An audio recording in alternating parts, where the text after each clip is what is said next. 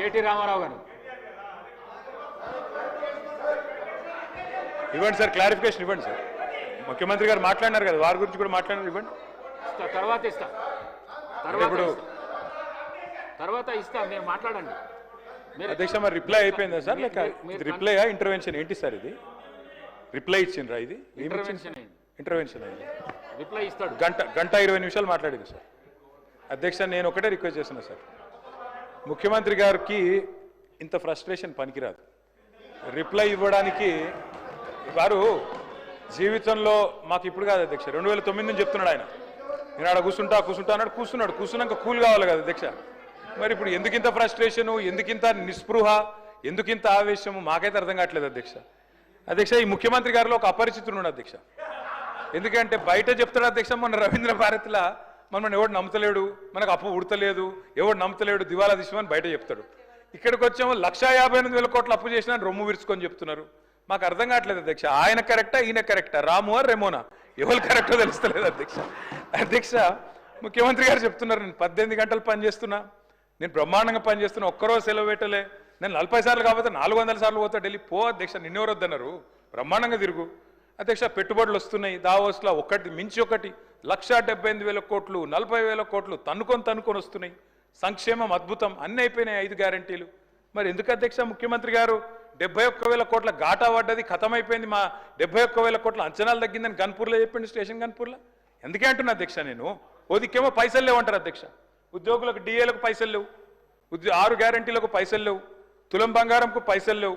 కానీ మళ్ళీ ఇదే ముఖ్యమంత్రి గారు ఏం చేస్తారు అధ్యక్ష, బ్రహ్మాండంగా ఫ్యూచర్ సిటీ హెచ్ఎండిఏకు 20,000 కోట్లతోని టెండర్లు, జిహెచ్ఎంసీలో 7,000 కోట్ల టెండర్లు, వాటర్ వర్క్స్లో 14,000 కోట్ల టెండర్లు, కొడంగల్ లిఫ్ట్ ఇరిగేషన్లో 4,400 కోట్ల టెండర్లు, ఫ్యూచర్ సిటీలో 6 లైన్ల మెయిన్ రోడ్డు, 2 వైపులా 2 సర్వీస్ లైన్లు, మొత్తం 10 లైన్లు 5,000 కోట్లు, మూసీ సుందరీకరణ 1,50,000 కోట్లు.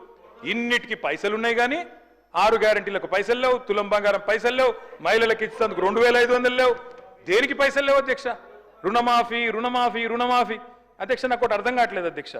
రుణమాఫీ అంటే నేను ముఖ్యమంత్రి గారిని సూటిగా అడుగుతున్నా అధ్యక్ష, వారిది కొడంగల్ నియోజకవర్గం, నా సిరిసిల్ల నియోజకవర్గం అధ్యక్ష. మీరు కావాలంటే ఈరోజు సభ అయిపోయింది కదా అధ్యక్ష, ఈరోజుతోని రేపు మీరు ఏ టైంలో అంటే ఆ టైంలో ముఖ్యమంత్రి గారు పోదాం, కొడంగల్ పోదామా, సిరిసిల్ల పోదామా, ఈ ఊరు కూడా మీ ఇష్టం.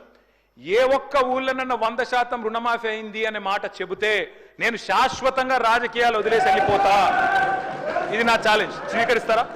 కొడంగల్లో కానీ కొండారెడ్డిపల్లి పోదాం అధ్యక్ష అంటే చెప్పడానికి కూడా కొంత ఉండాలి అధ్యక్ష. వారే కదా అధ్యక్ష రైతులను రెచ్చగొట్టింది. 2 లక్షలు తెచ్చుకోండి, ఎంబడే ఓన్రి, డిసెంబర్ 7 నాడు ఇందిరమ్మ రాజ్యం వస్తుంది, 9 తారీఖు నాడు మొదటి సంతకం పెడతా, అయిపోతుంది 2 లక్షల రుణమాఫీ. అయ్యిందా అధ్యక్ష?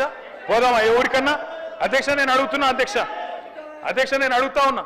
ఇంకోటి అన్నారు అధ్యక్ష, వారు దేవుని మీద ఒట్టు పెట్టినారు అధ్యక్ష. ఇప్పుడు దేవుళ్ళు బాధపడే పరిస్థితి వచ్చింది, ఇది ఎక్కడ అని చెప్పి అధ్యక్ష నేను అడుగుతున్నా. వారు అంటారు అధ్యక్ష రైతు బంధు, రైతు భరోసా. నేను అడుగుతున్నా అధ్యక్ష, రైతు భరోసా ఏంది అధ్యక్ష మీరు చెప్పింది? 15,000 ఇదే ముఖ్యమంత్రి గారు ఆనాడు పిసిసి ప్రెసిడెంట్గా రైతు బంధుని ఆపిందే ఈయన. పోయి ఎలక్షన్ కమిషన్కి లెటర్ ఇచ్చిందే ఈయన. ఆ లెటర్ కాపీ ఇక్కడ ఉంది నా దగ్గర, ఇది లెటర్ కాపీ, రేవంత్ రెడ్డి గారు స్వయంగా ఇచ్చిన ఉత్తరం కాపీ ఎలక్షన్ కమిషన్ కు. ఆపిందే మీరు, మళ్ళీ మీదికెళ్ళి మేము దాచుకున్నాం, మేము ఆపినామని చెప్తారు. నేను పంపుతా అధ్యక్ష ఇది మీకు. అధ్యక్ష రైతు బంధు ఆపుతారు, 7,600 కోట్లు ఆపిందే వాళ్ళు. ఆపి ఏం డైలాగ్ కొట్టిన అధ్యక్ష వీరు? హరీష్ రావు ఆపుతుండు, కేసీఆర్ ఆపుతుండని చెప్పి ఆ రోజు అన్నారు అధ్యక్ష. డిసెంబర్ 3 నాడు, డిసెంబర్ 3 ముందు అయితే 5,000, డిసెంబర్ 3 తర్వాత అయితే 7,500 అని చెప్పింది ఎవరు అధ్యక్ష? 3 ముందైతే 5,000, 3 తారీఖు తర్వాత అయితే 7,500 అని చెప్పిందే ఈ ముఖ్యమంత్రి గారు. అధ్యక్ష ఇంకెన్ని చెప్పినారు అధ్యక్ష? ఉచిత కరెంటు కాంగ్రెస్ అట, కరెంట్ అంటేనే కాంగ్రెస్ అట, కాంగ్రెస్ అంటేనే కరెంట్ అట. ఇక్కడనే కూర్చొని నేను ఒక్క నిమిషం తొందర పడకు రాజు, నువ్వు అవుతావు. నేనేమంటున్నా అధ్యక్ష, ఇక్కడనే నిల్చొని ముఖ్యమంత్రి గారే చెప్పిన అధ్యక్ష. ఆనాడు తెలుగుదేశం పార్టీలో ఇక్కడ నిల్చొని ఇదే ముఖ్యమంత్రి గారు చెప్పిన మాట, మా నాయన గారు చచ్చిపోతే నెత్తి మీద నీళ్లు తలుపుతుందంత కరెంట్ లేదు, ఇదేం దౌర్భాగ్యపు ప్రభుత్వం అని చెప్పిందే ఆయన. ఇవాళ కరెంట్ అంటే కాంగ్రెస్, కాంగ్రెస్ అంటే కరెంట్ అంటే బయట చూస్తలేరా అధ్యక్ష? నేను ఇంకోటి అంటున్నా, వారు అంటున్నారు 10 నెలలనే ఇంతెందుకు అంతెందుకు అని నేను అంటున్నా అధ్యక్ష.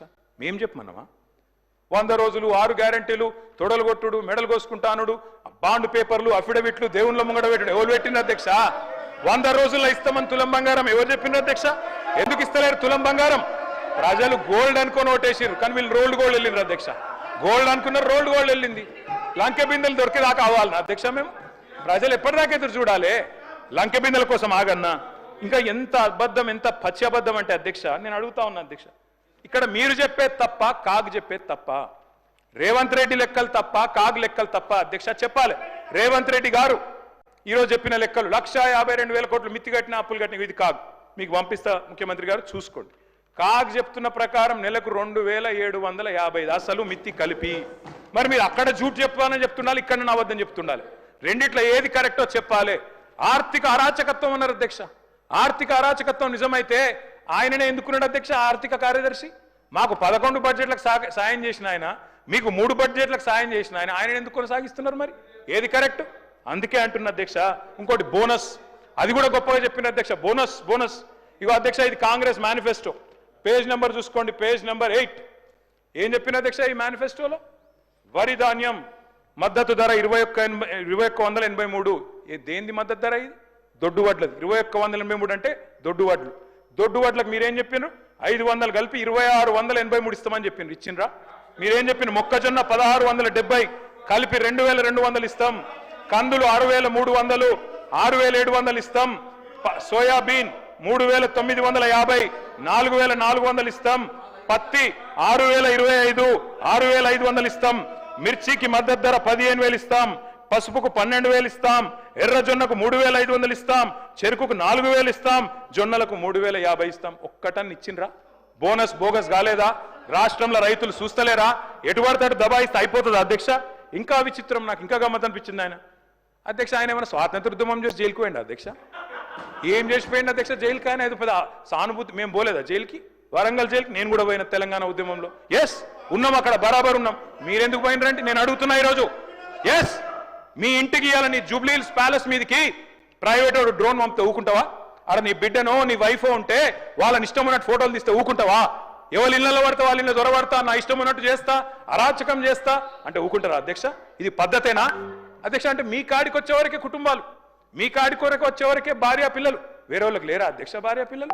మీరు ఆనాడు ఇష్టం ఉన్నట్టు మాట్లాడినప్పుడు, లేని రంకులు అంటగట్టినప్పుడు, ఇష్టం ఉన్న సంబంధాలు మాట్లాడినప్పుడు ఆ రోజు లేవా నీతులు? చివరికి మా ఇంట్లో పిల్లల్ని కూడా తిట్టింది మీరు కాదా?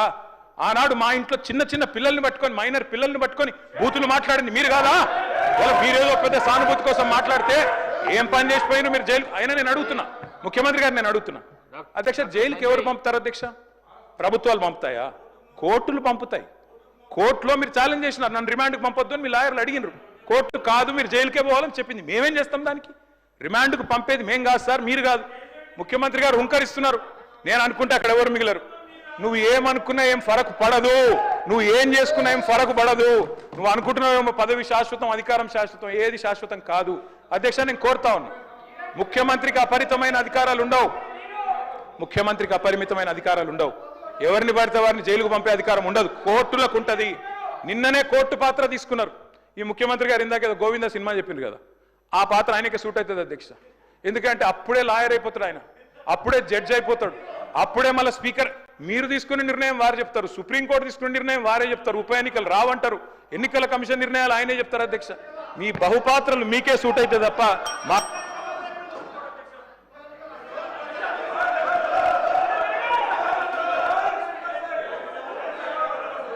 సార్. స్పీకర్ సార్, మీరు చెప్పారు ఇన్ని పేర్లు చెప్పారు ప్రాజెక్టులు. నాగార్జున సాగర్, శ్రీశైలం, మంజీరా, మొత్తం కాంగ్రెస్ కట్టిన ప్రాజెక్టుల లిస్టులు అని చెప్పారు. నేను అడుగుతా ఉన్నది. ఎస్ నిజం, ఎస్ నేను కాదని లేదు కదా బ్రదర్. 50 ఏళ్ళ అధికారం ఇచ్చినప్పుడు ఆ మాత్రం కట్టాలి కదా, కట్టకపోతే కూడా బాగుండదు కదా. కట్టిండ్రు. మరి 2014 ముందు లేవా ఇవన్నీ? 2014 ముందు వానలు పడలేదా? 2014 ముందు ఈ ప్రాజెక్టులు లేవా? మరి అప్పుడు ఎందుకు వండలేదు పంటలు? ఎందుకో కేసీఆర్ ప్రభుత్వం వచ్చినాకనే వండినాయి. ఇవాళ ఎట్లా మాట్లాడతారండి? సూర్యాపేట జిల్లాలో రేవంత్ రెడ్డి గారు, సూర్యాపేట జిల్లాలో దయచేసి మీరు వినాలి. రేవంత్ రెడ్డి గారు, నేను ఒక మాట అంటాను. నేను చెన్నై మీటింగ్కి పోయాను. అక్కడ మీరు ప్రతిపాదన పెట్టిండ్రు. పెడితే నేను మీ పార్టీని కాదు, మీరు నేను ఇక్కడ ఉప్పు నిప్పులకి కొట్లాడుకుంటాం. ఆడ పోయినాక నేను మిమ్మల్ని గౌరవించి మా ముఖ్యమంత్రి గారు చెప్పిన మాట కరెక్టు, 33% కాదు 36% ఇవ్వచ్చు అని చెప్పిన. ఎందుకంటే నాకు ఆ సంస్కారం ఉంది. హద్దులు దాటినాక, సరిహద్దులు దాటినాక నువ్వు మా ముఖ్యమంత్రి కాబట్టి నేను కాపాడాలి, నేను గౌరవించాలి, నీకు డిఫెండ్ చేయాలి, అది నా బాధ్యత. కానీ ఇక్కడికి వచ్చిన తర్వాత కూడా మీరు ముఖ్యమంత్రి పదవిలో కూర్చున్న తర్వాత కూడా గంత ఫ్రస్ట్రేషను, గని రంకెలేస్తే కుదరదు. ప్రతిపక్షాల మీద మాటలతో డైలాగులు దాడి చేస్తా, పంచ్ డైలాగులతో దాడి చేస్తా కుదరదు. పరిపాలన అంటే పంచ్ డైలాగులు కాదు, పరిపాలన అంటే ఇప్పుడు మీరు చెప్పిన కష్టాలన్నీ ఉంటాయి. పరిపాలన అంటే ఇప్పుడు మేము 2014లో మేము కూడా ఆడికి వచ్చినాడు, ఇవన్నీ కష్టాలతోనే మేము కూడా స్టార్ట్ చేసినాం. మెల్లమెల్లగా ఒక్కొక్కటి సెట్ చేసుకుంటేనే ఈడి దాకా వచ్చినాం. I wish you the best Revanth Reddy గారు. కానీ దయచేసి మీరు అన్నారు కదా కక్ష సాధింపు లేదు. కక్ష సాధింపు లేకపోతే నేను అడుగుతున్నా అధ్యక్ష, ఎందుకు రద్దు చేసినారు అధ్యక్ష? మేము తెచ్చిన పథకాలని, మేము తెచ్చిన ప్రాజెక్టులను. అప్పటికే ఎయిర్పోర్ట్ మెట్రో టెండర్ అయిపోయింది. రేవంత్ రెడ్డి గారికి ఒకటే కోపం ఏంటంటే వీళ్ళు తెచ్చిరు, నేను రద్దు చేయాలి. చేసి పారేసిండు. ఓకే, నో ప్రాబ్లం, ప్రభుత్వం మీది, మీ ఇష్టం. ఫార్మా సిటీ రద్దన్నారు, ఫార్మా విలేజ్లు ముద్దన్నారు. ఏమైంది అధ్యక్ష? మీ సొంత నియోజకవర్గం రేవంత్ రెడ్డి గారు కొడంగల్ ఏం జరిగింది? ఈరోజు నేను అడుగుతా ఉన్నా అధ్యక్ష, ముఖ్యమంత్రి గారు తప్పు కాదు, ఆయన బిజీగా ఉంటాడు సహజంగానే. ముఖ్యమంత్రి అంటే ఆయనకు నిజంగా కూడా 18 గంటలు కాదు 24 గంటలు పని చేసినా కావాల్సినంత పని ఉంటుంది. కానీ ఏం జరిగింది రేవంత్ రెడ్డి గారు? మీకు మరి లగచర్లలో ఒకటి పెట్టాలనుకున్నప్పుడు ఏం చేయాలా? మీరో మీ బ్రదరో లేకపోతే మీ నాయకులో అందరు కలిసి కాన్ఫిడెన్స్లో తీసుకొని వాళ్ళను అట్లా కాదు ఇట్లా అని ఒప్పించి మంచి జరుగుతుంది మనకని చెప్పి ఒప్పించి చేయాలి. కానీ మీరేం చేసిండ్రు? వాళ్ళు ధర్నాలు చేస్తే పట్టించుకోవాలి, రాస్తారోకలు చేస్తే పట్టించుకోవాలి. 9 నెలలు అక్కడ టెంట్ పడితే పోయిన వాళ్ళు లేరు, అడిగిన వాళ్ళు లేరు. ఆఖరికి అధికారులు పోతే లొల్లయింది. ఆ లొల్లిని మాకంట కట్టి మేమేదో చేసినామంటే నేను రేవంత్ రెడ్డి గారికి విజ్ఞప్తి చేస్తున్నా, మీరు మీరు మీరు మీ నేను